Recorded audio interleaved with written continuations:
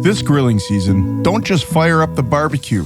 Elevate it with meats from around the globe, delivered straight to your door by the Butcher Shoppe Direct. They're not your average butcher.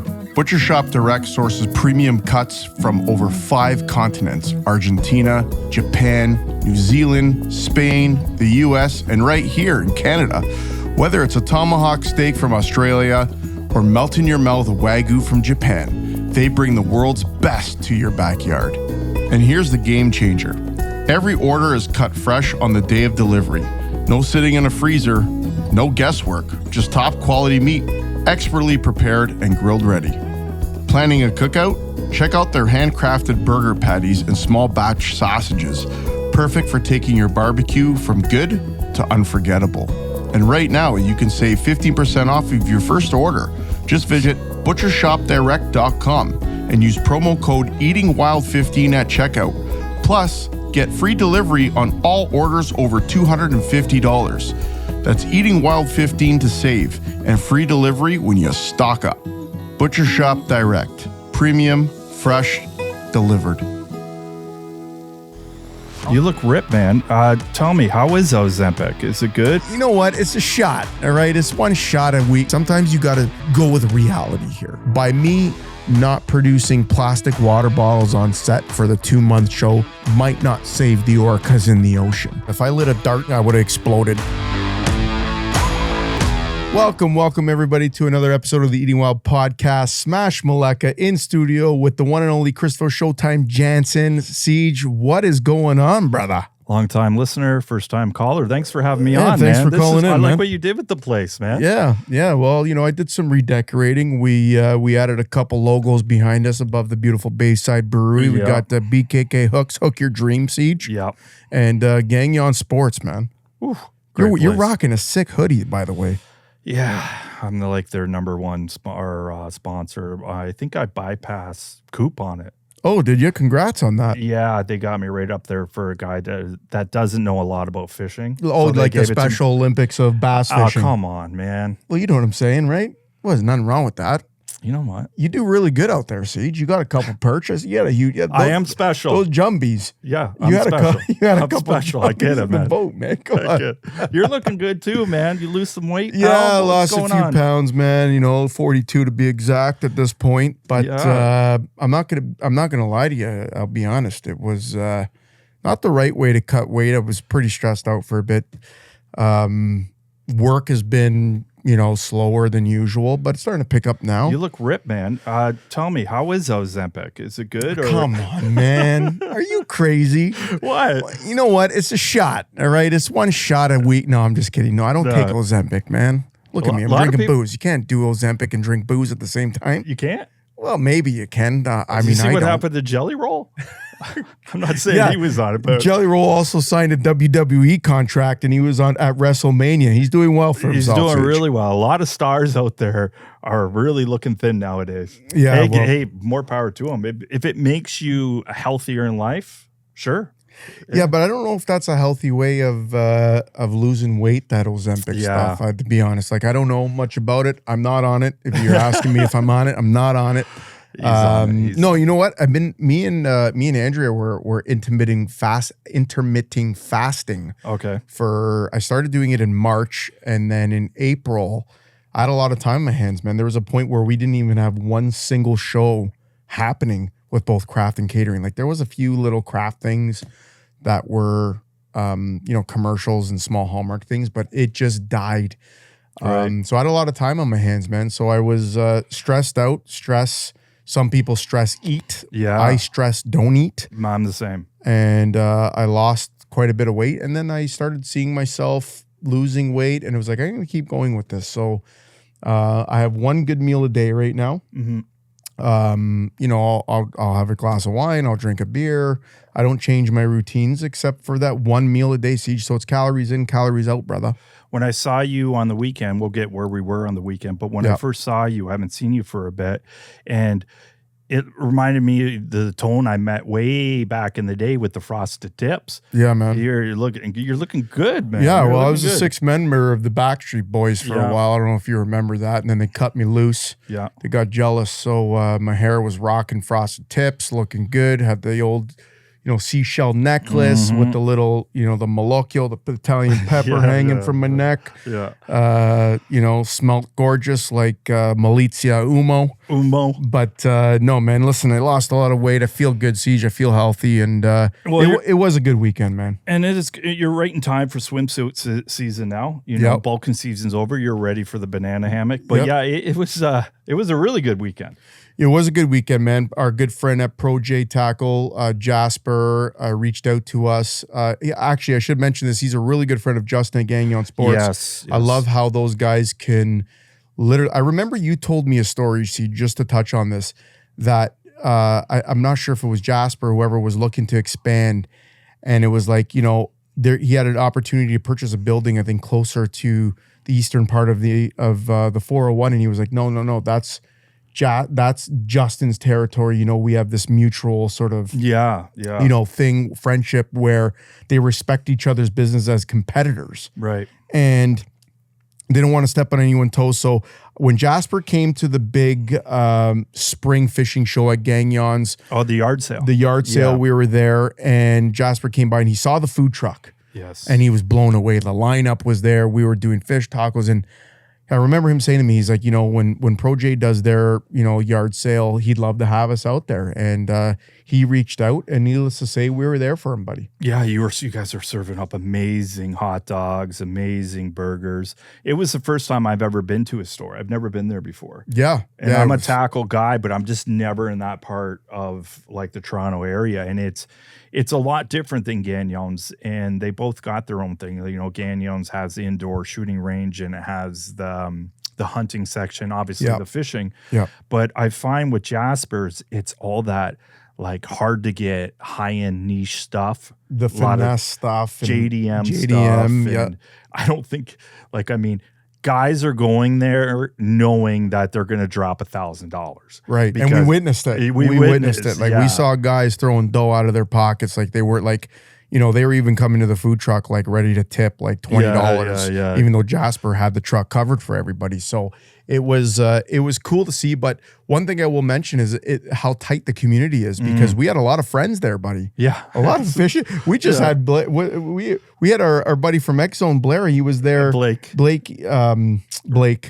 was there. As soon as I walked into the store, he's like, "Smite, couldn't wait to tell me about the Lose a Jerk chicken wings he was chicken making." Wings. Yeah, he was there. Nishini Lures was there, which if anyone knows anything about that guy, he is quite the artist and has a really well-known name for bait making in like the Japan and all that. We bought stuff. 4 frogs. 4 frogs. We got these really cool frog, very unique. Our good friend Theo was there from Tackle One. Yep. You got BKK hooks. You had Shimano, young man representing Daiwa. Yeah. I think Kyle Carruthers has threw him in there. Like he's been there for 4 months. Great kid. What a job. 19 years old, and he's going around fishing shows. He started cutting Kyle's grass. Yeah. And Kyle's like, "You need a job, bud? Let's go." And the guy, he loves fishing. He loves hunting, snowmobiling, and all that stuff. So great kid. And I saw old friend of mine, Peter Cito from Cito Baits was there. Who else we saw? Dave Mercer. Merce was there. We caught up with Merce. His tooth is healing well. We're gonna have him on soon. Yeah. And then what's the one guy's name? Joey T. Joey T. He's a beaut, man. I love that guy. He's quite the angler. But it was a good show. We were more there for the food truck part of it. Yep. We weren't really dabbling in the knowledge of these high end rods that are like you got to take a mortgage out. But hey, man, if you have that money, oh yeah, and to feel these rods in your hand, I know a lot of people say expensive rods not going to catch you more fish. It's true, it's not going to catch you more fish, but we only have so many hobbies, right? Yeah. And I have buddies that are golfers, and sure, some of these drivers are really, but if it feels good, man, and you don't have a lot of, you got treat Splurge, yourself, man. When you get to our age, though, Siege, sometimes it's like you need the Cadillac because you don't have many years left where you're going to go through 100 rods.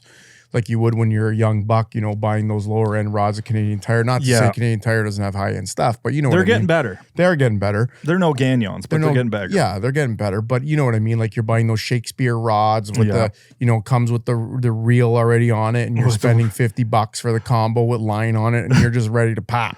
You do one cast, it's already got mono on it, and then the lure's just gone because that wound mono on the reel. It's been sitting on that reel going. Oh boy. But that looks like me every time actually. No, man, you're a pro. Yeah. What else have we got going on here? Nothing much, man. There was a bait that I wanted to talk to you about, and it's been popping up on my socials like crazy, man. And I seen it at ProJ, and that's why. And it was right at the cash register. Yeah. And it's this urchin bait. Yeah. It seems to be like the next thing in the bass fishing industry. And I got to tell you, I looked at it, and it looks ridiculous. It does. It looks like one of my dog's toys. Yeah, but it's called a sea urchin because it kind of looks like a dice bait with a Japanese. I think it's Kyoki was the name of the company that came out with it. And Chris Johnson he's sponsored by Spro, and I think it's Spro underneath their JDM thing. But the best thing about this lure is for a guy like me is you pitch it, I shouldn't say pitch it. You cast it. And you work it back like a jerk bait. So you're constantly bringing it. And when you work it back, all those tentacles that you're talking about, like an urchin bait, they just flare and they flare. So it literally looks like a live sort of. I saw Chris Johnson on an interview with him, and he was saying like he doesn't really know what it mimics because it's so crazy looking. Bass haven't seen it before. Right. And he said the last tournament that he won, if he didn't have that bait, he doesn't think he was going to get it because he was flipping docks where people are flipping Senkos and all the stuff. These bass see it all the time. Right.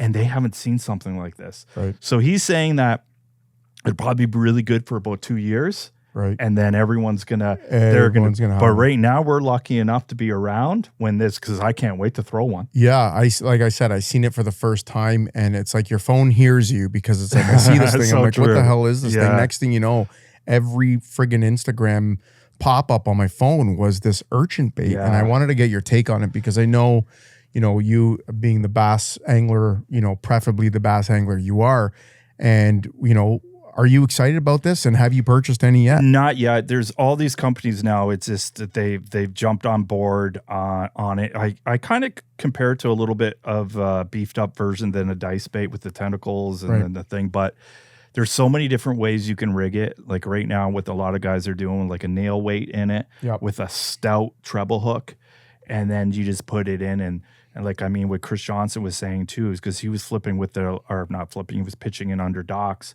And the beauty thing about this bait is he would have lost a lot of fish if there was a lot more bait to the lure, but they're inhaling it and then they're hitting that treble. Let's say if it was a jerk bait where they only get a corner of it in their mouth and he's horsing it in, well, that jerk bait's going to pick up on all the other stuff in the dock. Yeah.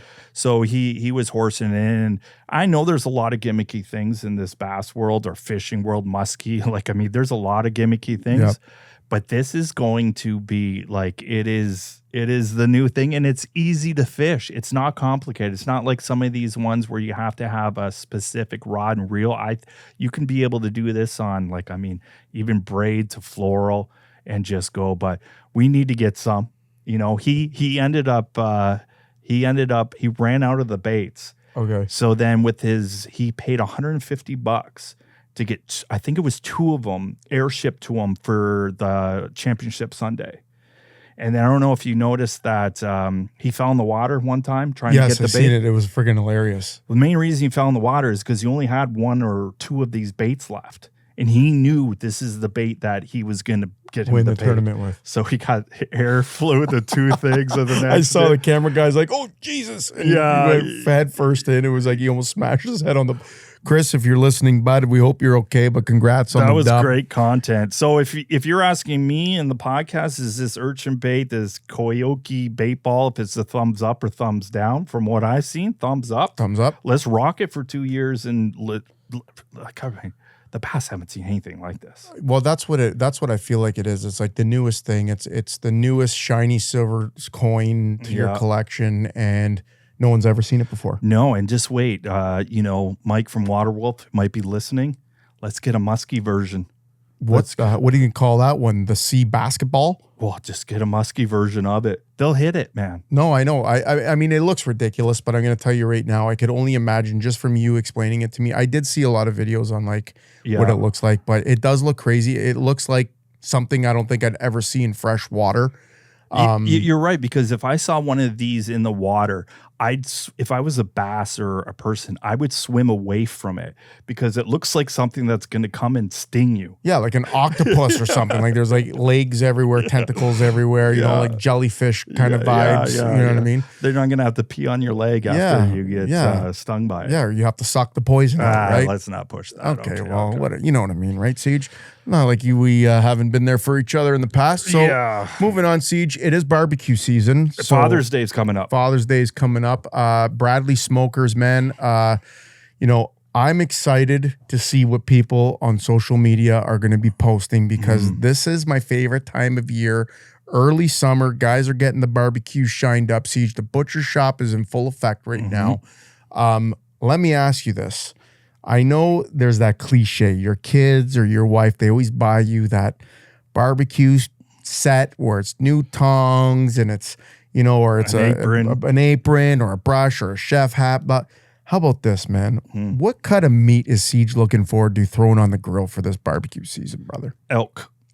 Oh, that's a curveball. Yeah, I had a little bit of the elk from the butcher shop before, and I love elk and bison. Yeah. Did you try those short ribs I gave you? Yes, beautiful. And they were the bison short ribs. I got a case from the butcher shop. The best. I'm telling you, I did them too, by the way. Right. But bison, wow, that's a curveball. Yeah, I just love it. I just love the clean taste to it. Yeah. I don't mind a little gamey taste, but there's nothing really there. I'm seeing a lot of people on Instagram now. It's funny you saying that. It's barbecue season. I'm seeing a lot of people now. Let's face it. When did deer season end? And when's rifle season end? The end of September or November. Yeah. December 15th. December 15th. So a lot of these guys and girls out there have had venison in their freezer. I'm sure they're cooking some up, backstraps and stuff at home. But now it's getting warmer weather. The season. They're probably already, you're going to see venison, the burgers, the sausages. Yeah, man. All the fruit of your labor is coming out. Quick reminder, buddy. Did you report your turkey tag? I got an email on that and I have to do it. Yeah, I did mine. Takes 2 seconds. People listening, hopefully it's before the I'm going to say the 14th. Yeah. Might be too late by the time this pod drops because we're the 10th. But yeah, I definitely reported. Save you $25, man. Save you $25. And I get it. They want to research. They want to do the research and all that. I understand it. Yeah. But it's weird. You don't have to do any of that with fishing. Yeah. Yeah. I mean, with the deer report you got to do, I'm sure there's probably one for moose as well, but maybe because you're catching so much fish to report on it. I know they do certain studies on certain lakes. If you're fishing it, they want your feedback. Like maybe if they just stocked something a couple of years ago, they asked for feedback. But good tip though, to make sure to save yourself 25 bones. 25 bonesers. But you know what? You did mention people getting into their venison and to their barbecue and stuff like that. I would say for me, Siege, the one thing that I'm looking forward to, man, it's not even on the grill. I got my uni pizza oven in the backyard. Yeah. I can't wait to fire that. My daughters love when I do the pizza in the backyard. Yeah. Nothing better. Making a little bit of homemade dough. Yeah. A little pizza, a little bit of basil from the garden. Oh, yeah. Speaking of gardens, I know the Johnsons have gotten serious this year. Well, when you say the Johnsons, it's me because I'm the only one. Come on, man. Wendy's out there helping pick the weeds. She's not doing anything, and I don't ask her to. You know what? If she were to do something, I'd be like, "No, you're doing it wrong," or whatever. I just stare at like the cucumber plants, and I'm a loser when it comes to that yard work. And I love yard work, and I love gardening. Your grass must be the best on the street. You love cutting your grass. Oh. I love it. I'm that guy now. I turned into that guy, the one neighbor, like, hey, kids, get off my grass. Oh, you're the goof who yells at if the basketball ends up on your front lawn? I'll give him one warning. I'm cool. Two, not so cool. What, you hoofing the ball? Giving it the old drop kick over the fence like old man Richardson from my old neighborhood? I got a couple shotguns. I'm kidding. I'm not that bad. But yeah, I am... I'm bad with it. Like I saw it my father growing up, and I'm like, I'm never going to be that guy. Yeah. And now I am that guy. Yeah. You know what? I planted here at Gourmet Craft and Catering at the studio. I went different this year, Siege. You remember last year when you came up to do a pod? You were always leaving with some goodies from the garden. Mm-hmm. I went so basic. I got one side jalapenos, 5 jalapeno plants, and I got 5 basil plants on the other side, and that's it. So with the jalapenos, what do you are you making like jams and stuff? Yeah, we do the jalapeno creme fraiche. We go through so many jalapenos. I mean, those 5 plants, I could tell you this right now, Siege, when it comes to harvesting, they'll last a week. Like literally, like that's the volume that we're going through. So we're always buying 10 pounds to 15 pounds of jalapenos a week here. And it goes in everything, condiments, salads, garnish. We do tacos now every Tuesday. We do Taco Tuesday. So we're always making, pico de gallo with diced jalapenos. And you know what? The hot pepper jelly, like we've been making it. Craig's been going nuts in the kitchen actually with the condiments. I'll show you the fridge before you leave. And, it's not even about the product. It's the satisfaction of growing your own, Siege. And I know what it's like. You eat that cucumber with the family. It's a little bit more special than spending $17 at the grocery store for a cucumber right now, by the way. I'm such a loser. I get these cucumbers because I have so many, right? Yeah. We don't go through that much. So when my daughter's friends come over, I got to obviously know their family and all that stuff. So I send their daughters home I wrap them all up, my cucumbers. It's like Chris's cucumbers. Yeah. And their wives and the husbands are like, that's the best cucumber. I have more pride giving them away than eating them myself. I've you know what, but you hit it up. It's so weird. But that's old school, brother. Yeah. It's like that funny skit that Sebastian Maniscalco does. Like when your doorbell rings when you were younger, everyone slided up to their door with their socks. And it was like, oh my God, we got company. Let's get the coffee going and the cookies and your mom's. But these days, people come to the house, you're hiding because you don't want to talk to anybody. Yeah, people are trying to sell you something. Or if it's your neighbor, it's like, I don't want to talk to this guy. Like sometimes I come home, you got to pretend to be on the phone because you just don't want to talk to somebody. But now it's like, that's old school, man. It's like, hey, give this to your parents. I grew this in the backyard. And it's like, we need more of that shit, Siege. We do. That's how everyone should be. Back in the day, if you were like a plumber or you're a roofer or whatever, and your friend built a house, and he would come and do the roof for you, and then your other friend, the plumber, would do the thing. And we got to get back to that stuff. I know it's not going to happen anytime soon. It's not happening in London, I'll tell you that much. I tried to snow blow my neighbor's driveway this winter. He doesn't live there anymore, but I already had my snow blower out. Snowblowing, I'm like, neighbor thing to do. Yeah. I'm not going to put my snowblower away. I'll do his house. Yeah. Did his house. Next thing you know, he comes out, get off my property or this and that. I'm like, snowblowing your thing, man. What's your problem? Oh, man. Don't even get me going. This is a different podcast right now. Yeah. Well, I'll go crazy with it. Listen, man, I get it because, back in the day, my dad, there was me, my brother, and my sister. My sister used to shovel the driveway too when she was a kid. Like we all went out there and we did it. It was like a family thing. We couldn't wait. Tone, you're on the sidewalks. Juice, you're on the boulevard. My dad and my sister would be doing the main part of the driveway. We would literally walk around the neighborhood, Siege. I know we're going way off topic here, but we would knock on we had the priest, Father D'Souza, lived on our street. Oh, okay? You got to do his house. My mom's like, you're shoveling Father D'Souza's your driveway and you're salting it after too. I don't care if you got to use Epsom salts. You're making sure that man gets out of his garage every friggin' Sunday morning. Yeah. And we went around, Siege, for $5. Me, my neighbor, my buddy Chinku, like we would go and we would shovel people's driveway, and sometimes they wouldn't pay us. We didn't care. Yeah, it was a service to the neighborhood, brother. That's what you do. It's we're losing that. We're losing it, man. Yeah. We're losing it. But moving on, brother. We got some stuff happening with E-Dub. It's the start of kicking off the season, the fishing season. Lou's been at Georgian Bay. He's back now from Portugal. We're going to check in with him. He'll be back, by the way. He wanted me to make sure I would tell the listeners he's not gone. He'll be back. He'll be back. He's got a lot of stories to tell. And for you, brother, what's happening? Have you got your boat out? Are you all ready to go for the season? I'm all ready to go. Just waiting for other things or more species to open up. Like, I mean, My Way, LSC, Muskie's already opened. Bass is hit or miss in different zones. And if the Ontario, if you're listening and whatever, let's just open bass for an extra month or something. Yep. It would help so much, like for tourism, for stores and all that stuff. We have a short season in Canada, in Ontario. You know, I'll fish Lake Erie with my father, and I get the Canadian license and I'll get the American fishing license, because if anyone doesn't know, Niagara River and Lake Erie, we share waters. Right. So if I'm over there, but you can pretty much fish all year on the American side for bass. Right. Most of it is catch and release.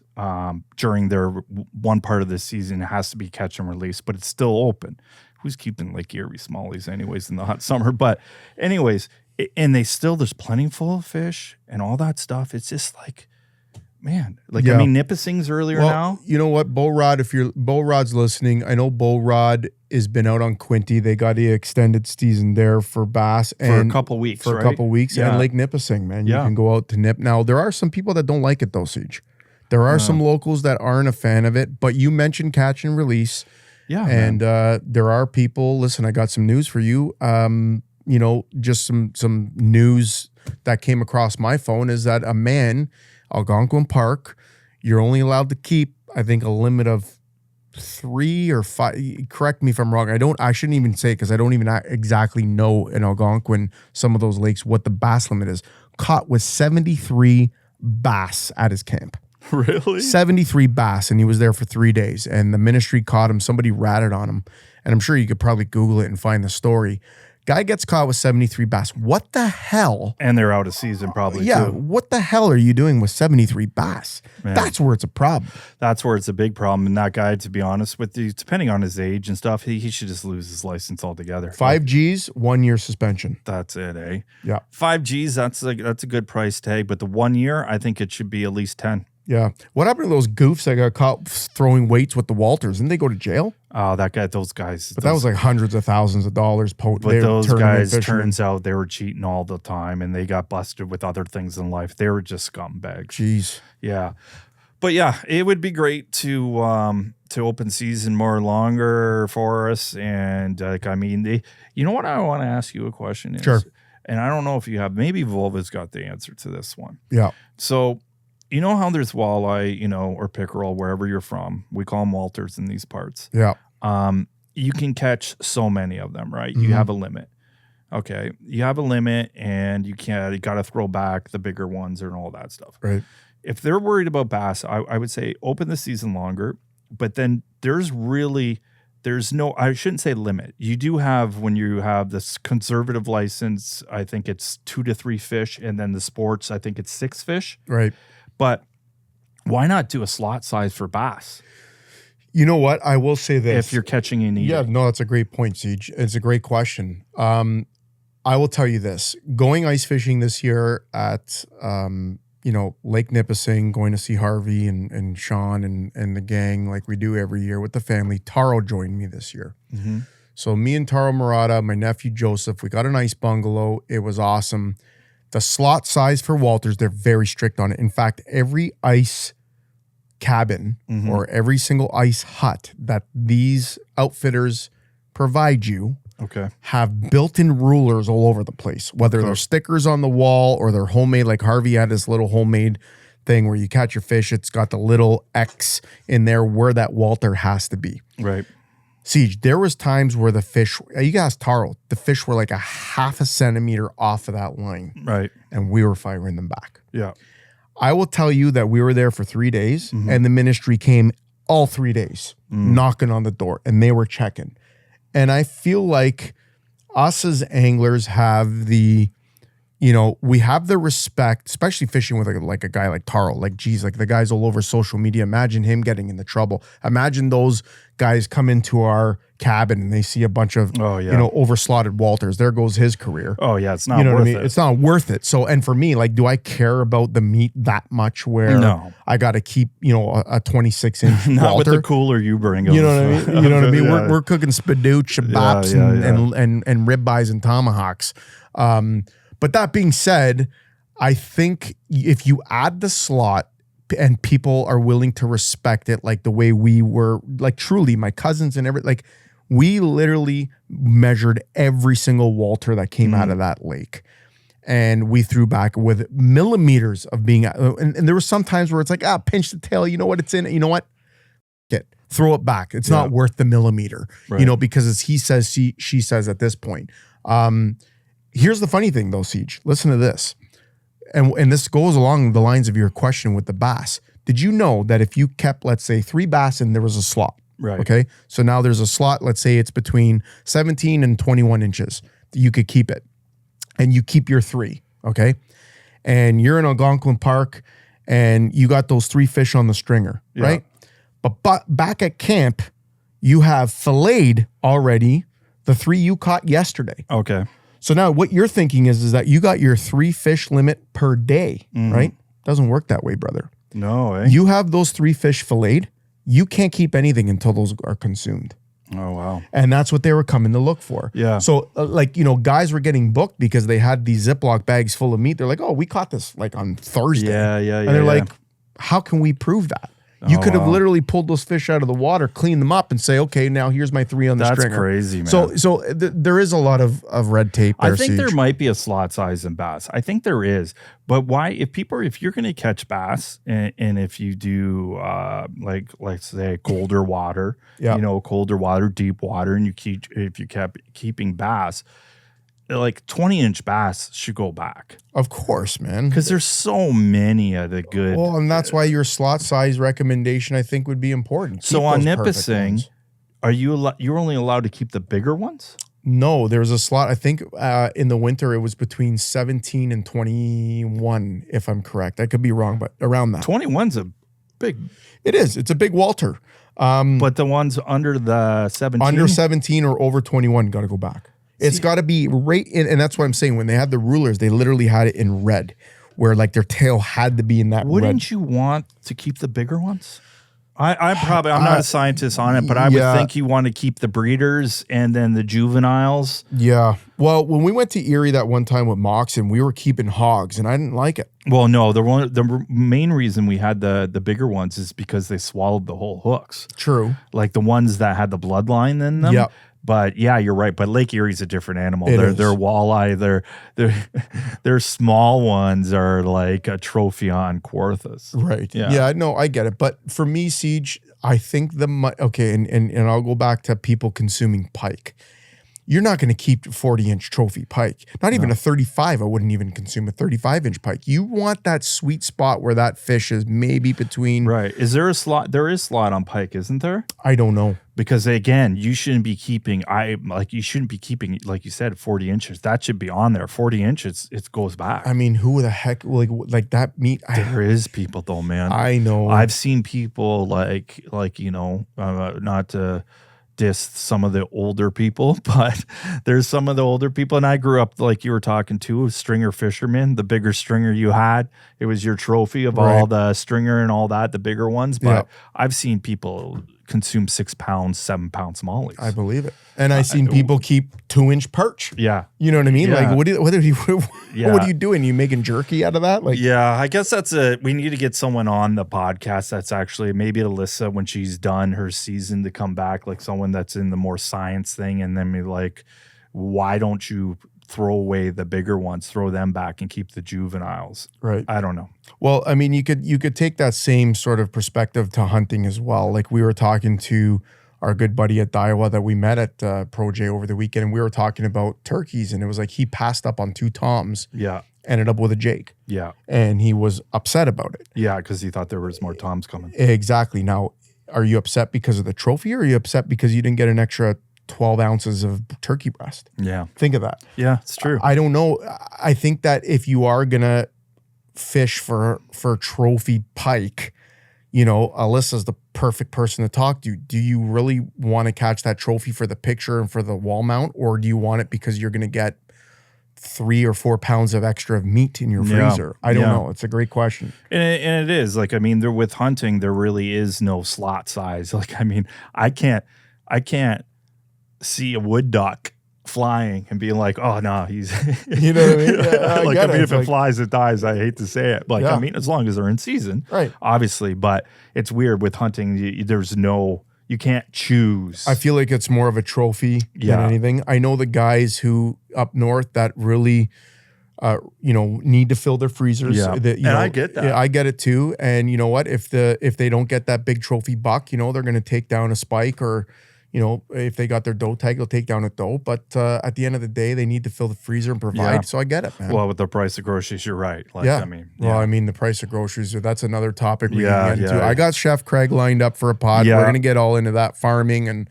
that's for another one. But Siege, we got Q&As coming up over at the other side of this break we're going to take. We got some questions. Yeah, we got good ones. some really good ones. I love that when you don't tell me what they are.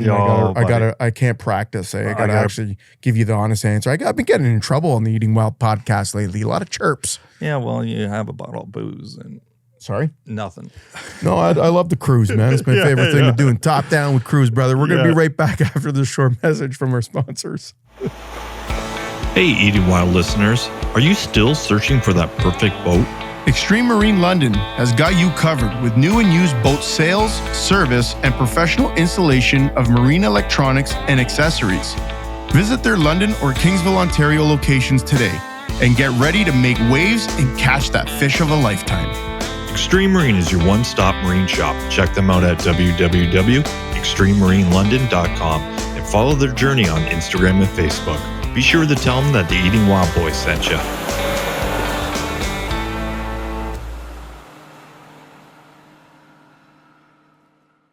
And we're back, folks. Eating Wild podcast. Smash Malek alongside Christopher Showtime Jansen. Siege, we got some loaded questions. You said I'm excited for it. I encourage everybody to reach out to us on Instagram or via email at theeatingwildpodcast@gmail.com.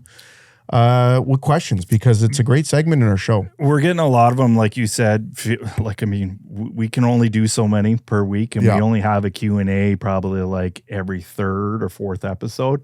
But thanks for everyone, and we just select them randomly. And so anyways, the first one I'm going to get you to answer. Mm-hmm. This is from Sandra Kipling from Owen Sound, Ontario. Love it. Okay. Denny's Dam. Love that place. She says, "Hey guys, I got my first bear this season. I'm pretty excited about it. I've cooked plenty of venison, but never bear. Can it be cooked the same way, or are there things I need to do differently? I need my glasses. Looking for recipe ideas and any advice from those who've cooked bear before." From Sandra Kipling. So Sandra, congrats on getting your first bear. First of all, Sandra, that's awesome. Good pap. One thing that you need to know, Sandra, is that you cannot cook bear like venison. You cannot cook it to 135, rest it to 145 or 125 to 135 medium rare. It's got to be cooked thoroughly through to 165. And 165 Fahrenheit is exactly the same way you got to cook your birds. Not duck breast. Right. Duck breast you can cook to 125 to 135, but bear meat, Siege, there's a pretty serious disease. And I'm not one that has cooked lots of bear. Right. I can honestly say that as a chef, but I know we have lots of friends like listen, Gags and our friends from up north, Paige, Gallia, and Davy G. These guys have extensive mandolin. This is one of her favorites. Yeah, one of her favorite, and I hear that a lot. Bear is people's favorite meat. So you're telling me it's not like I can't do it like a steak, like medium rare? No, absolutely so not. Like you got to cook it through, and that's because you can get the trichinosis. Oh, okay. It's a parasite that it's deadly. It's literally deadly. Like you need to cook that bear through. And also there was a story on one of our previous podcasts. Please go back in the time in the Eating Wild archives and listen to that interview that we had with Dave Gray, where he was surviving his MS from eating wild meat. And he opened up that bear. And you remember what he said? Oh, the worms. It looked like it was moving. Everything inside that was like, he goes, you can listen to the pod and he explains it. It was like he freaked them out. And that's a good, that's a really good sign of stay away from it, Siege. Would it be, do you think, in your opinion, I know you're not a biologist and all that stuff, but is it what the bear is consuming why you can't cook it to like a medium rare? Because they obviously, Some eat blueberries, and that's supposed to be really delicious. Some eat garbage. Right. Do you think that's the reasoning? Again, I'm not a biologist or Bill Nye the Science Guy, but I will tell you this: you are what you eat, no Yeah. matter if you're an animal or a human. You know what I mean? And I'll be honest, like some of those bears, like you probably see a lot when you go to your camp up north around the dumpsters. By the dump that's only open like one day a week. They're like circus animals. They're so immune to people. They pretty much do backflips. That's right, and they're probably eating all the garbage that people are throwing out and getting worms and all that. Exactly. So I don't think it's and there's a reason why you mentioned even before, like the bison that you're eating, it's not gamey at all. Well, that's farm raised bison, right? You know what I mean? And it's farm raised, probably eating, grass fed, and it's organic, and the farmers are handling these animals properly.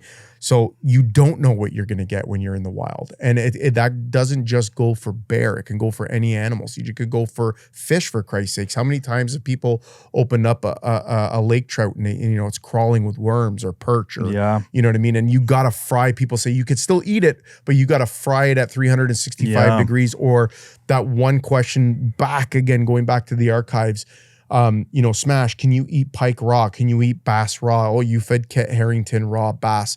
Those are dangerous things that you have to look out for. And yes, can you IQF fish? Can you freeze fish, blast chill fish at minus 18 degrees when you're transporting it from, that tuna from Japan to come here? Yeah. Is that going to kill the parasite? 100% it is. That doesn't mean that if it's not handled properly, you can't get sick. Right. So I would say if you are hunting and you got your first bear, look out for the signs, use Google, use AI, ask the questions. Don't feel stupid, because I feel stupid sometimes. Sometimes, Siege, I'm always looking things up to make sure. But 100% I could tell you this, you need to cook bear meat through thoroughly over 165. Now, you're probably thinking, Siege, okay, at 165, is it going to be dry? What's it going to be like if you eat those back straps cooked at 165? It's well done. It goes, like I said before, add your fat to it. Go to your butcher, go to the grocery store, buy some tallow, buy some pork, buy some, buy a ribeye and trim up the ribeye and add it to your bear meat. You know what I mean, Siege? I'll tell you right now, it's, from what I hear, I'm not a professional on cooking bear, but from what I hear, it seems to be the most popular game meat out there. So for recipes, ideas I think she's looking for pretty much a basic recipe. Yeah. Like something like, would you do like a stew? Yeah. So listen, my favorite thing that I've ever had at the hunt camp was a bear bourguignon. And it's a stew. That sounds fancy. It's a stew. No, it's a stew. But a bourguignon is basically, it's red wine based. So you're literally stewing your beef. You could do it, your bear, I should say, not beef, but you're doing it either in a crock pot or, people have those cool air fryers where you can do like overnight stuff with it. If you want to do it in a pot, you can do it in a pot, just simmer for, 6 to 8 hours. But it's you don't have your celery, your carrots, your onions like a typical stew. This is pearl onions, mushrooms, and a whole lot of red wine, brother. Oh, yeah? And you let that go. You simmer down. You put a little beef broth in there. You could put chicken stock in if you're a vegetarian. I don't know why you're eating bear, but if you like the flavor of Beyond Bear, if you like the double B, if you like mushroom, a lot of people use that shiitake mushroom stock. Yeah, it's actually really rich and really delicious. And you just let it go. And right at the end, you thicken it with a little bit of cornstarch. I'm telling you right now, bear bourguignon, look it up. Add a little bit of tomato paste if you want to thicken it up. It's a really great recipe. There's tons of recipes out there.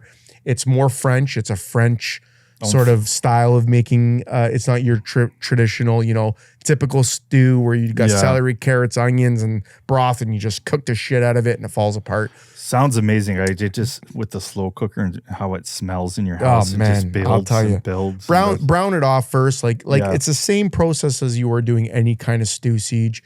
You might want to dice that meat up 2 by 2, 2 inch by 2 inch. Try to trim off all that fat. You know what I mean? Start off with a little bit of olive oil or butter or tallow, whatever you want, whatever fat you want to add. Sear it off. As soon as that's brown, fire in your stock, fire in your red wine. Leave it on, put it on overnight, whatever you want to do. And I'll tell you right now, it will be incredible. Pearl onions and mushrooms, portobellos. That's the secret, Siege. Yeah. Portobello mushrooms, pearl onions. I'll tell you right now, it'll be one of the best things you've ever had in your Well, life. there you go, Sandra. And send us a picture. Yeah. Send us a picture of this. We love, you can send it to our email or Instagram. Instagram's a little easier because we can just reshare it right away. But send us a picture. You don't have to be, some people feel if they have to send us a picture, they have to be in it physically. No, just send us the dish, plate. man. Send us to the plate and said, hey, boys, it's Sandra. Pop my bear, and I'm going to have Tone's fancy, what'd you call it? Bear bourguignon. Bourguignon. Give me this bear. I got a question for you, mister. Okay, question 2. Listen, starting an outdoor podcast. That was the title of the question. Woo. Okay. Hey, guys, love the podcast. Don't do it. Hey, guys, love the podcast. My fishing buddies and I always listen on the way to the lake. We're thinking about starting our own outdoor podcast just for fun. Any advice for beginners or tips you wish you knew when you started? This comes from Sean Cousins in Lansing, Michigan. We got a lot of listeners in Michigan. Love it. I love it. It makes sense, though. It's very relatable to what we hunt and fish. That's a great question. That could be a whole podcast about how to start a podcast. Yeah. Like the only advice I pretty much have is you don't have to get crazy. You can, the beauty thing is about podcasting, and you don't need this studio that we have. You don't. You need a good internet connection. Yep. You can get mics from Amazon, but don't go really cheap. But I think you can get decent mics for $80. Yeah. And don't worry about having guests on right away. Everyone wants to have guests. I got to get this guest. I got to drop in their DMs and say, hey, will you be on my podcast? That's fine. You can do that. But let the listeners know more about you than the guests, so they can visually picture you or your hobbies. If you guys are going to do the outdoors, if you're more of snowmobilers or ice fishermen, and know your personality, right. And then you become a character, right? And then other than that, if you're saying you're just doing it for a hobby and not looking to make a lot of money out of it, and you want to get sponsors, the only advice I say for you guys or girls is this: align yourself up with people that you relate with and stand behind their beliefs. We're lucky enough to have sponsors on the podcast that have been with us pretty much almost day one. Yep. And we support them. They support us. I mean, we've had opportunities I'm not going to name any brands that could have laced their pockets pretty good. Yep. But we didn't really stand behind their product, so it comes off more natural. Hey, everyone wants that bag at the end of the day. Yeah. And just be yourself. Don't try to copy other podcasts. Banter is huge. You say you listen to the podcast with your buddies going up north on the fishing trip. Have that banter. I think that goes a long way. Upload it on Spotify. All this is free. Spotify, YouTube, and all that stuff. Apple. And these young guys and girls are so tech savvy with it. Start an Instagram account. Start your socials. Reply to everyone that sends you a text message. And other than that, just have fun with it. Don't let any corporation try to change you. Yeah, that's great advice, Siege. And what do you think? It's a great question, because sometimes I feel like, there's pressure. There is that pressure. It's like, if we don't perform, for our sponsors and for whoever's listening, are we not giving the right advice? Are we too political? People are, there's been many times where I give my take on things, right. Siege, and I see It's the just our social opinion. media, and it's my opinion, and don't care if you like it or not. I'll say it, and if you got a problem with it, then have a problem with it. But at the end of the day, it's our banter. Yeah. We started this because we want to share with people our banter. Yeah. We started off with 4 of us. Now there's 3 of us. And, We're not pros. We're not pros. You're pro in the kitchen. And sure. And all of us, we're pretty much weekend warriors. One guy calls us the garage dads. I love it. It's just, you come off more unique that way. One guy also said I'm the toolbox that's in his garage that sits in the corner and collects dust. So you got to, I think what you got to do is, you know what I mean? What you got to do is learn to take the criticism if you guys aren't going to jump on this, because there is a lot of times where I'll call Siege. I'm like, can you believe that guy said something about that comment I made about the venison? And then you're like, but Tone, you said it was delicious. I know. You know what it is too? People don't listen to the whole podcast. No, that's the world we're in. They listen to the clip and they take out all the what they see in that clip. They won't listen to what was before that in the conversation. Like we had when we had Dave Gray on when he got rescued. You know, that crazy thing that happened this winter. Yeah, it's like all the negative shit that was coming in. Well, listen to the podcast. Listen, and you know. So my advice is, if you're gonna do it, don't be afraid. Be yourself. Yes. And when the negative shit comes in, take it, laugh at it with your buddies, and move on. That's what we do. You know, if you're going to sit there and you're going to argue with the person, then you know what? Don't do a podcast, because it's a platform for people to comment that they're listening to you. Let them comment, give them their respect, and you know what? Rebuttal it on your next one. You know, what can I say? Yeah, and do that. And like I said, it can be expensive to get the equipment and all that stuff. Don't worry about doing video right away. Do audio to start. Or, you know what? Phones do really good jobs nowadays. Like Volvo always tells us, don't be afraid to use their phone. Sometimes we're in the boat and send it to him. He's a wizard with it. But like, I mean, the other thing I can suggest is do edits. And if you find that your podcast sounds like crap audio-wise, don't air it. Yeah, so important. Biggest turn off to me is if you have there's podcasters out there that have been out there for a long time and they still put out poor audio. It's so, for me, because I was listening in the car, I'll turn it off. Yep. And I know you want, especially if you have that guest on, you don't want to lose it, but it just have good audio. It doesn't have to be the mics we have and all that stuff. Yeah, good tip. Just nice audio, nice clear audio. Good tip, buddy, and you know, wish you all the well. Hey, and I'd like to be a guest on this. Yeah, that's what I was gonna say. What's his name? Sean Cousins in Michigan. Yeah, like I mean, if you want us to be your first guest, maybe we're not coming to Michigan, and we don't know you enough to have you in the studio right now.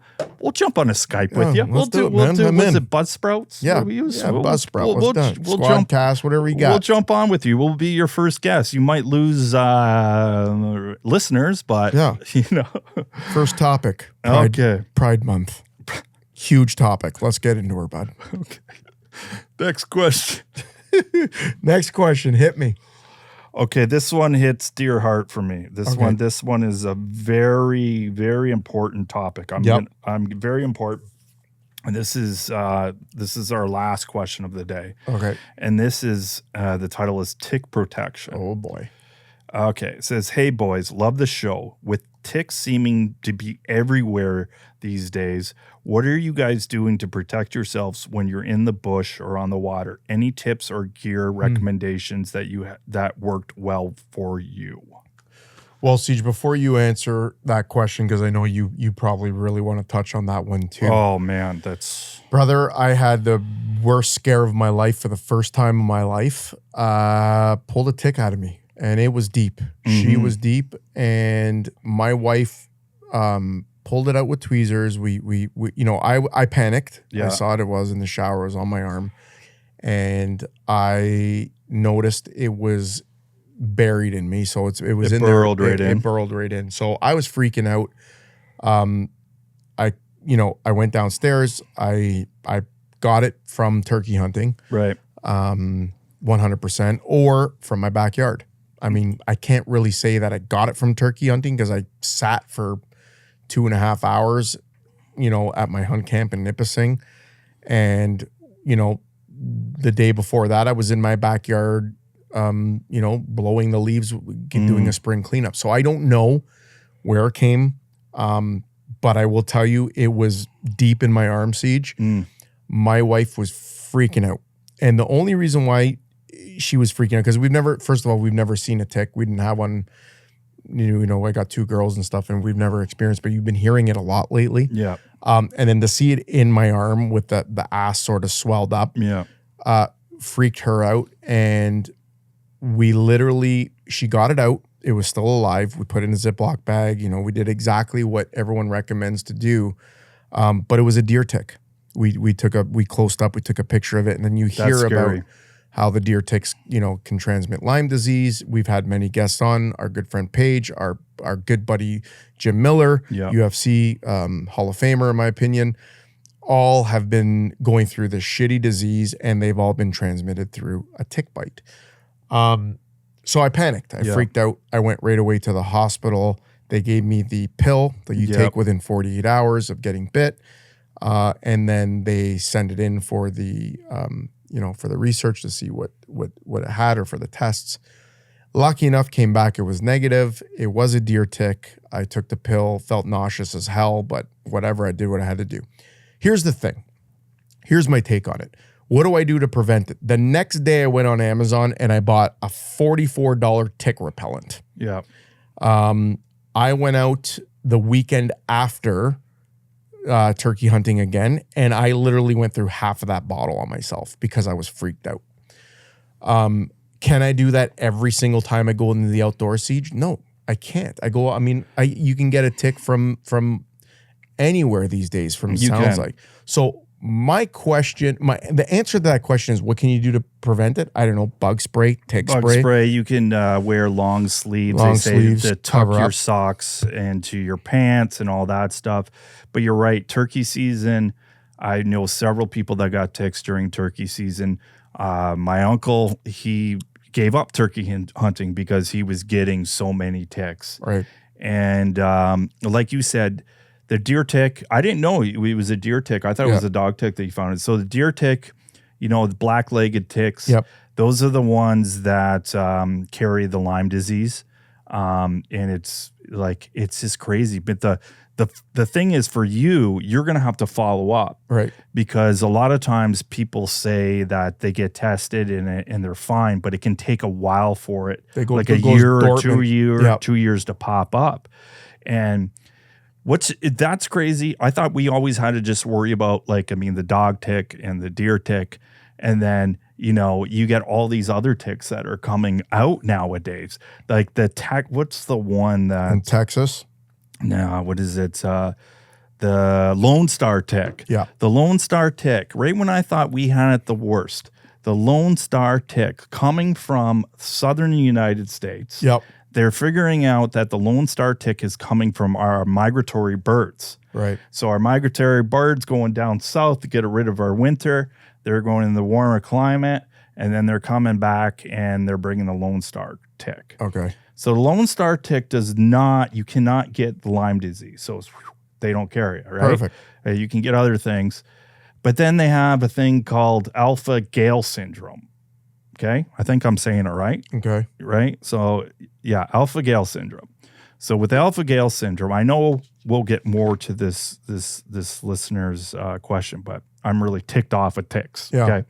So the alpha Gale syndrome is what happened is eventually when you get it, you can be allergic to like red meats, milk, eggs, butter, and it won't happen right away. It can happen for a little bit, but you get allergic reaction. You can die from it.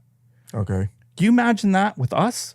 Our diets? As soon as you just said all those things right there, I might as well go to Ethiopia, because I'm going to look like a anorexic if I can't eat any of those things. You can't eat any of those things. It's so new that they're saying that, yeah, maybe that'll happen. You'll have the allergic reaction for like 2 years, but then you can get it out of your system and it doesn't come back, or it can resurface. But what is going on with these ticks, man? It was like when I grew up, there was no issues with it. The people are saying it's global warming now, right? They're saying global warming, but Tone, our last winter in Ontario anyways, it was a really cold winter. Global warming, listen, I'm not going to get into the tree hugging and all that, but I'm going to tell you right now, I think global warming is full of shit. And I'm going to tell you why. If you go back to history, yes, we have in the southern part of Ontario had multiple years in a row where we've had warmer winters. And I know this because when I bought my cottage 7 years ago now, Siege, I was skating on that ice in December. Right. New Year's Eve, my girls were out there skating every year. I was shoveling. Oh, yeah. In after COVID, so around 2022, 2023, there was 2 years in a row where we didn't see ice till almost February. We didn't go ice fishing till February. I remember that. I would only have to bring out my snowblower like once a season. Exactly. Right. And then next thing you know, we had the end of the world last year where we were not only skating in December, but people were ice fishing in November. And look how cold our water is still to this day because of the late winter. And that's what I'm getting at. This cold weather is supposed to be killing off these ticks. And now it seems like we're getting posts from the government saying, be careful, this is going to be a worse season for ticks and all that. Where are they coming from, man? I don't know, man. And you know, it's funny. You mentioned something about when we were kids. When the hell is the exterminator ever came to your house when we were kids and saying, hi, we spray for ticks? Yeah. Because I got kids knocking on my door like crazy right now saying, hi, we spray for bees. Oh, really? We spray bees, mosquitoes, and ticks.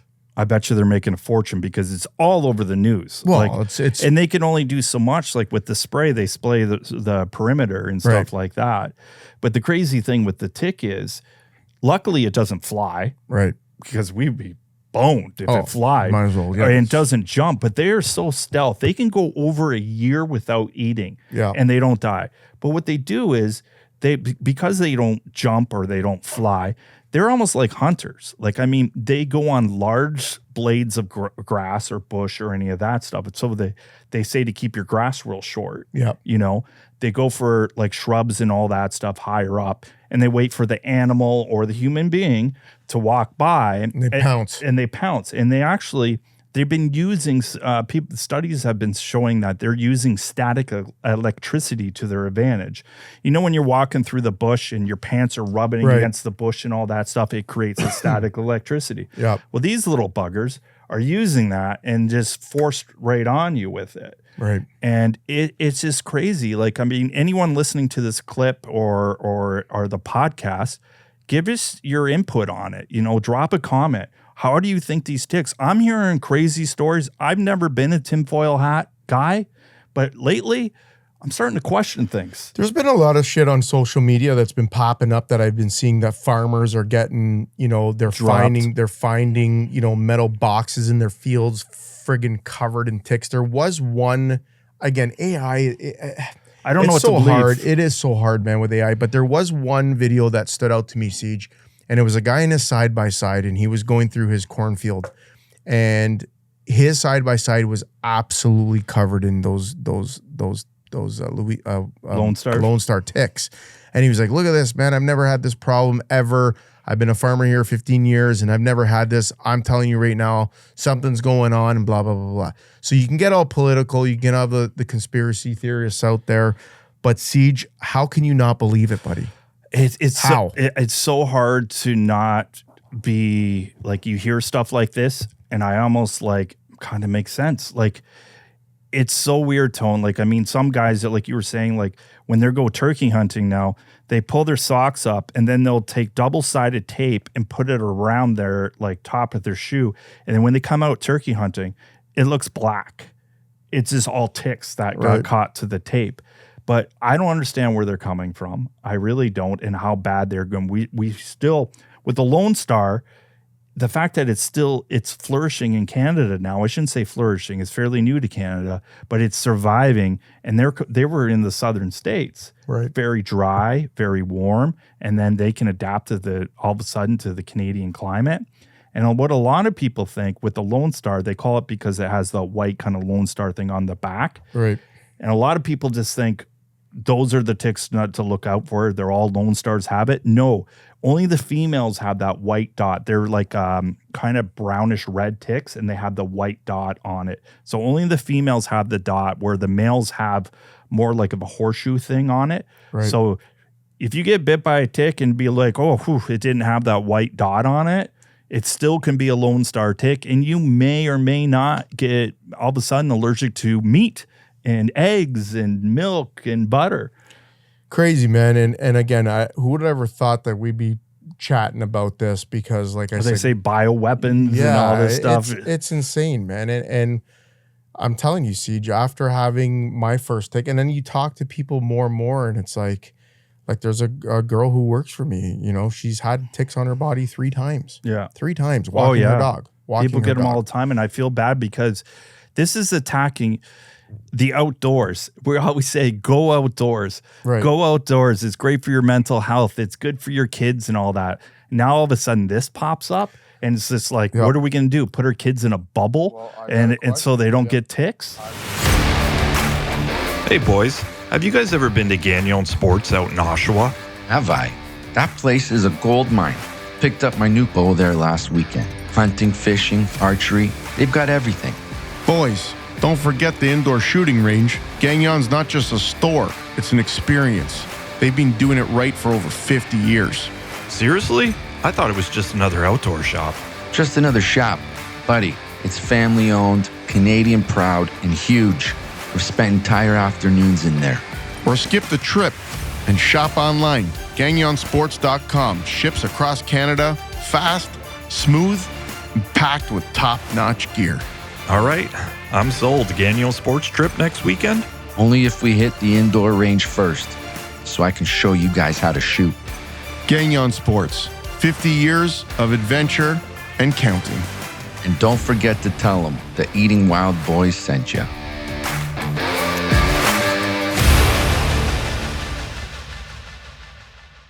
I got a loaded one for you, and I can't wait to hear your response to this. And people are going to literally comment on this question because I want to know your honest to God opinion.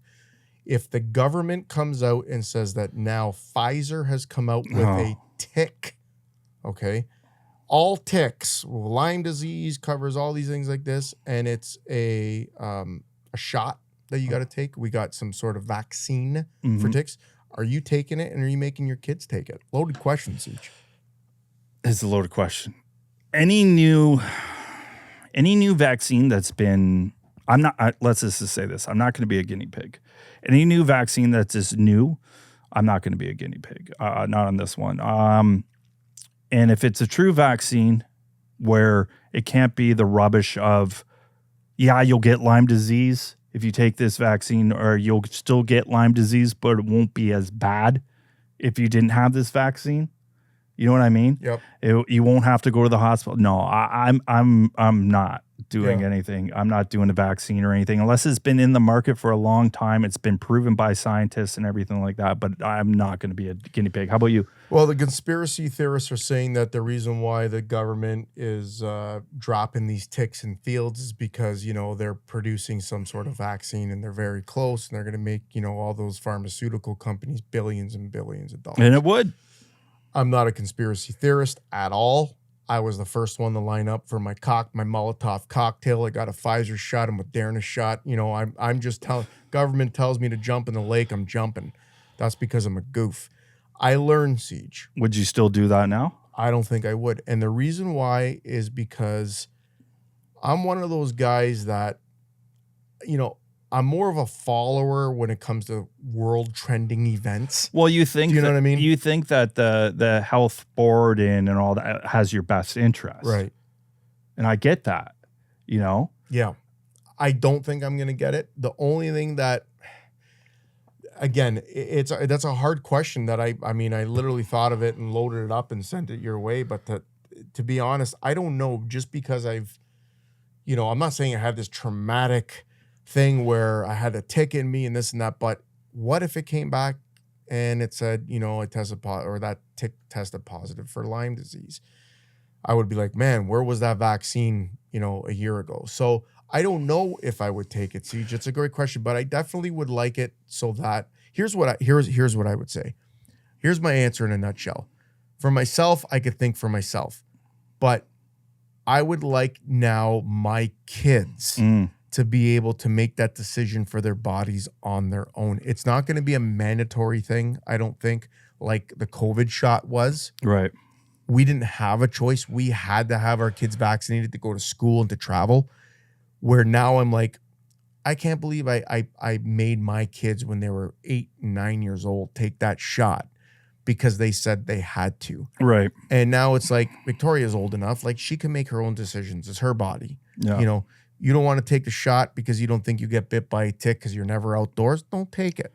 But, you know, if it becomes one of those things where in schools they make the kids take it again, I disagree with that. Yeah, I don't think it'll ever become forced on it.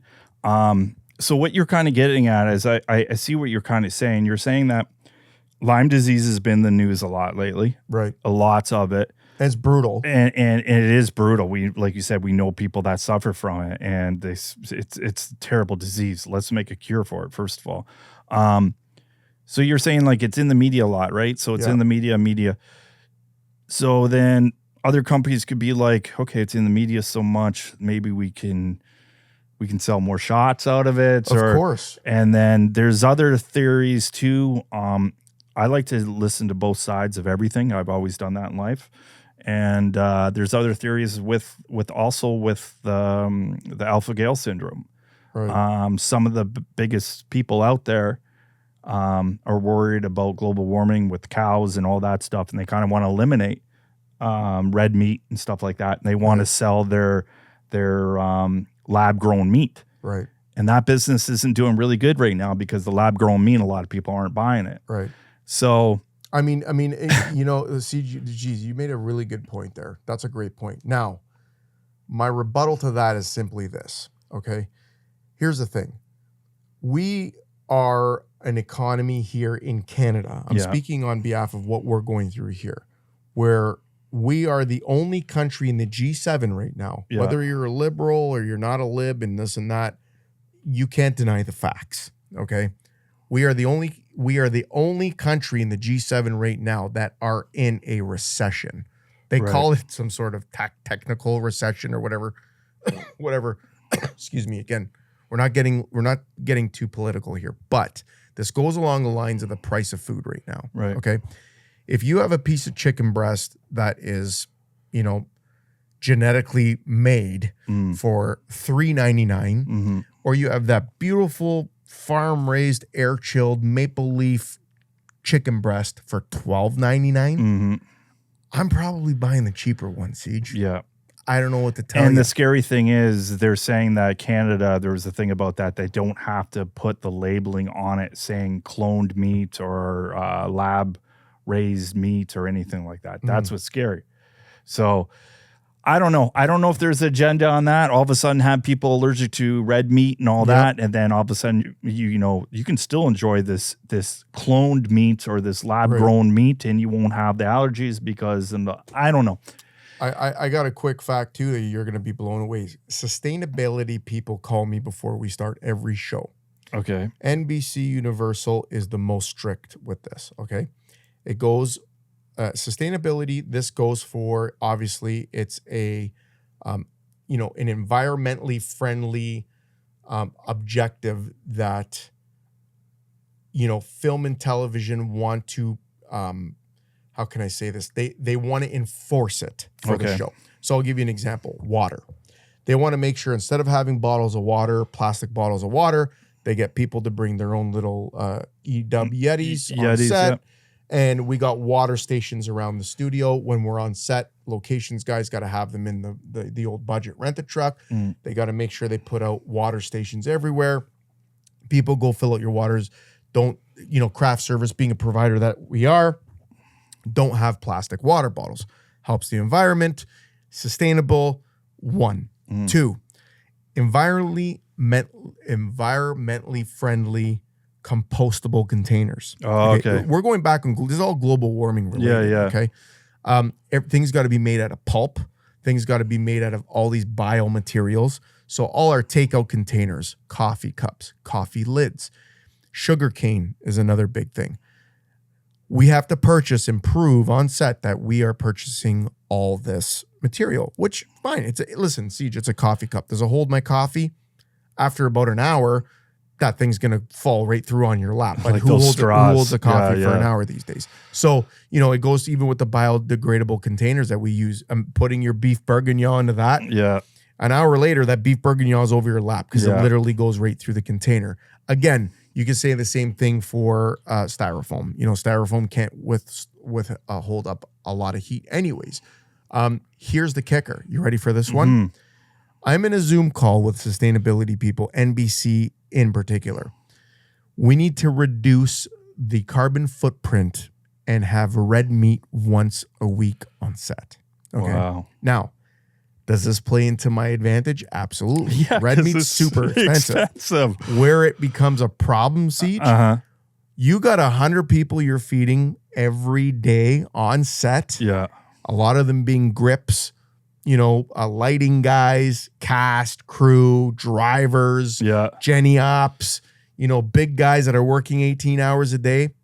We could literally lose our jobs because these people are not happy with their food. And see, there's only so many animals in the barn that I could feed. Red meat being the most popular. Yeah. So they say to me, have you thought about doing meatless Mondays? I got to look at Volva right in the eyes right now, and he'd be like, absolutely, he should be doing meatless Mondays. He's there's looking great too. Yeah, Right? you can, he's a vegetarian, so God bless him. Yeah.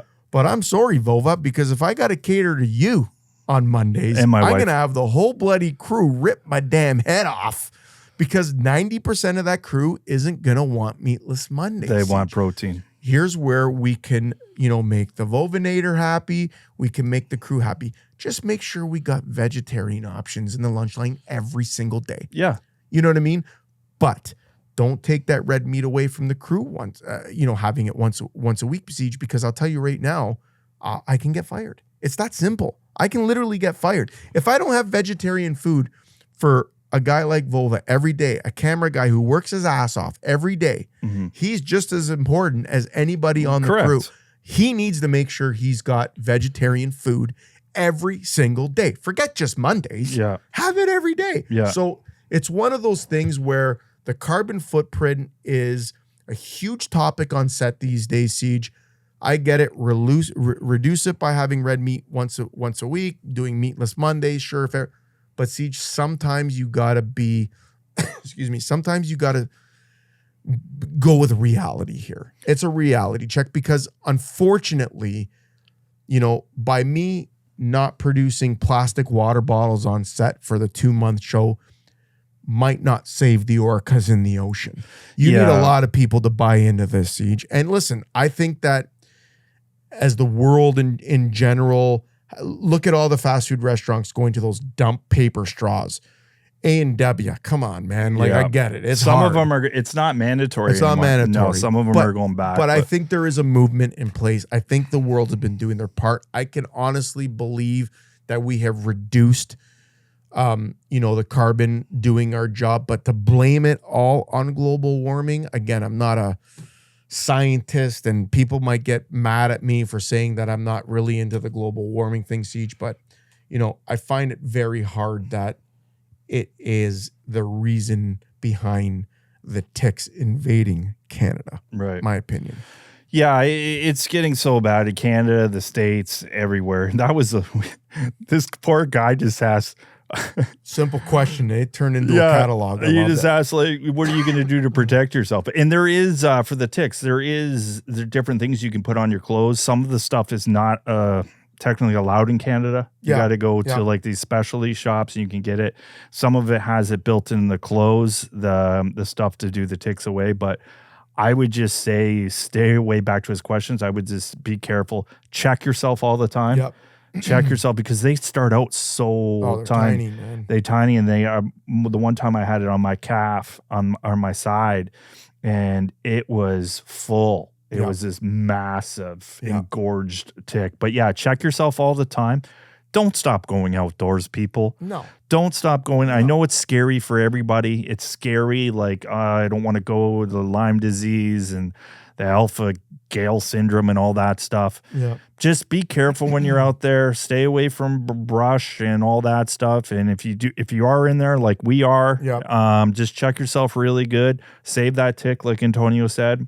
Yep. Save it. Try to wear longer clothes and all that stuff, but keep enjoying the outdoors. And I get it why people listen. Like I said, if I lit a dart the week after I went turkey hunting, I would have exploded. That's how much repellent I had on my body. I freaked out. I overreacted. I think it's a natural thing, but it didn't stop me.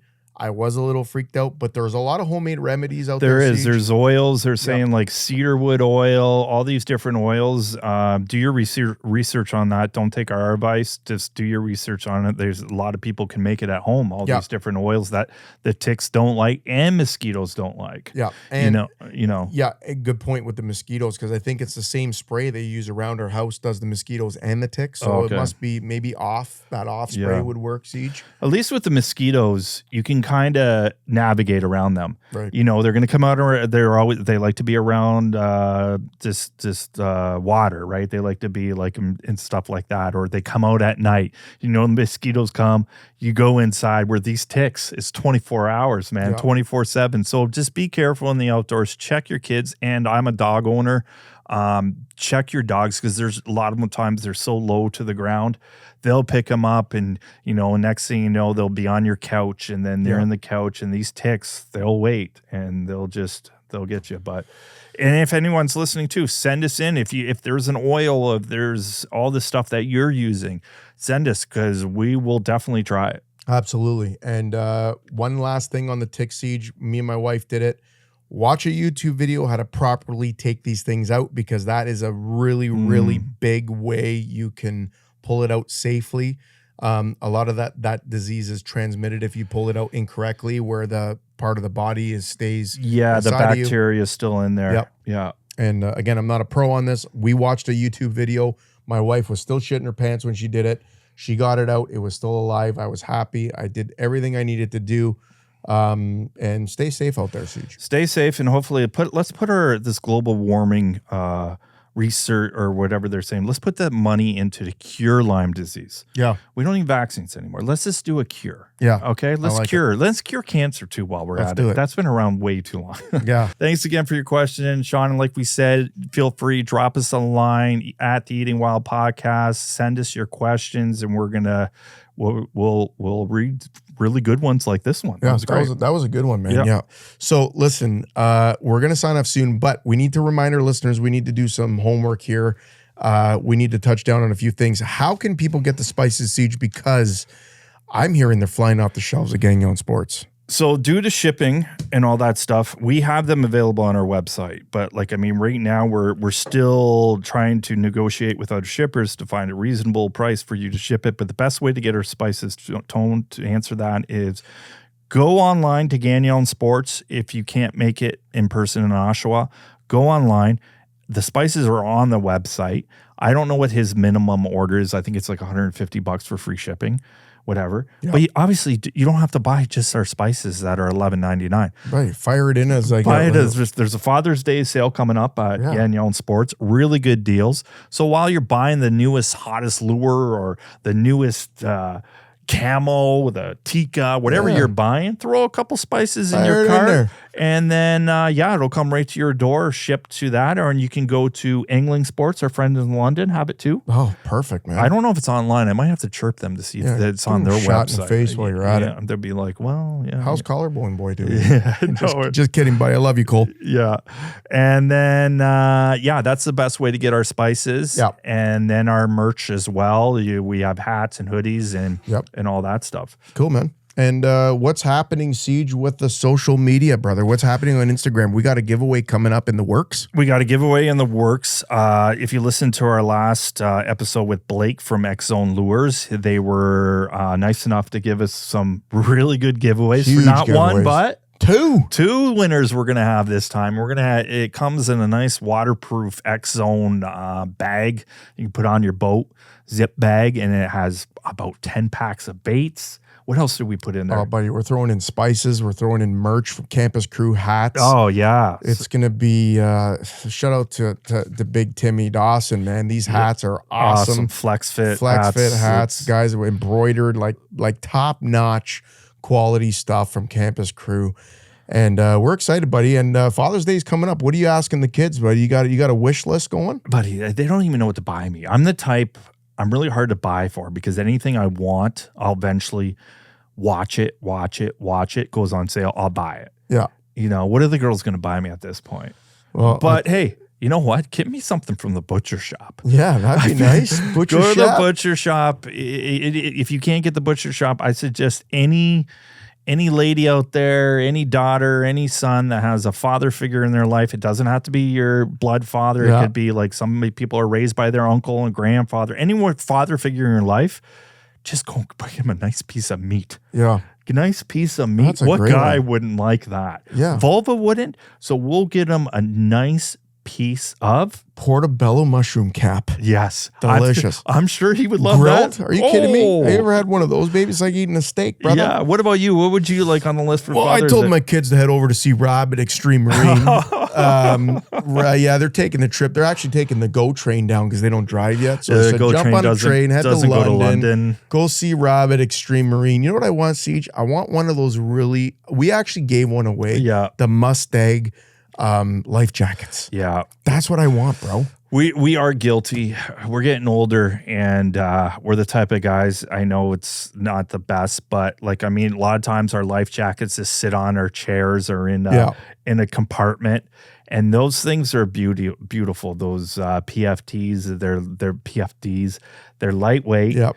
That's a good thing on your list. Yeah, man. You know what? I thought about it, and it's one of those things, Siege, where you don't think about it. And it was like when I got my first survival suit for ice fishing. Yeah. I've had it. You guys, my big orange Mustang floating suit. I've had it for over 15 years, the one piece.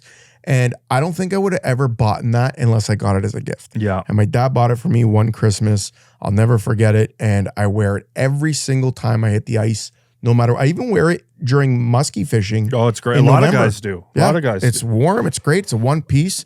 So, looking more towards the survival gear, check out Safety Xtreme Marine. first Yeah, with he's got a great shop. We went to visit him, and that's sort of just a quick one that I thought of. But in all fairness, Siege, my kids are taking me to the World Cup. Oh man, We're going to watch Game 1 on Friday. Again, when this airs, hopefully Canada beat Bosnia, the guys who took out my beloved Italians. So I'm hoping Canada comes through and does a little damage to those Bosnians who took out my beloved Italians in the World Cup. So is it football or is it soccer? I call it calcio. Calcio. I'm Italian, man. Yeah. Calcio. So But yeah, football, soccer. So they're same thing. taking you there. That's going to be a hell of a day. Yeah, I pulled a mortgage for the tickets, but it's once in a lifetime. I said this to you last time. The last time we splurged on a sporting event was when the Jays were in the World Series. Yeah. Me and the girls got to go. Once in a lifetime. They lost that game, but again, it's once in a lifetime. I don't know if that will ever happen again, especially because the kids still want to hang out with us. Yeah. And we're gonna go watch the World Cup on Friday, buddy. I'm excited for it. It's great for our country. It's great for Toronto. And being a football fan, calcio fan, soccer fan, I'm looking forward to it. Good, bud. Yeah, you? I'm not watching soccer. Okay. I'll be either on the water or I'll be in the garden. Well, I'll tell you what, I can see old man Johnson cutting his grass and yelling at all the kids. Speaking of that, I'll be hitting Lake Erie on bass opener coming up on the Canadian side. I might even hit the American side before the Canadian side opens, but I'm going to be going down there. I'm looking forward to it, man. It's that time of season. That's time. And listen, we're gonna have Lou on shortly. We got some guests lined up for some shows in the future. And if you haven't already, go on the Butcher Shop. Direct.com, get yourself some meat. Go check out Rob from Xtreme Marine, Campus Crew, Gagnon Sports. I'll tell you right now, Siege, those are four huge links right there. You can fill that Father's Day cart pretty quickly. And if you can't buy your father anything, man, just spend time with them. That's it. Spend time. Yeah. Go fishing. Go cast a bobber. Love it. Pop. Pop with pop. Pop with pop. Coach, get that tune started, Siege. It's always great for you coming down. Yeah, man. Eating Wild podcast. Smash Maleka for Showtime Johnson. We're out of here. Ciao. Get the net.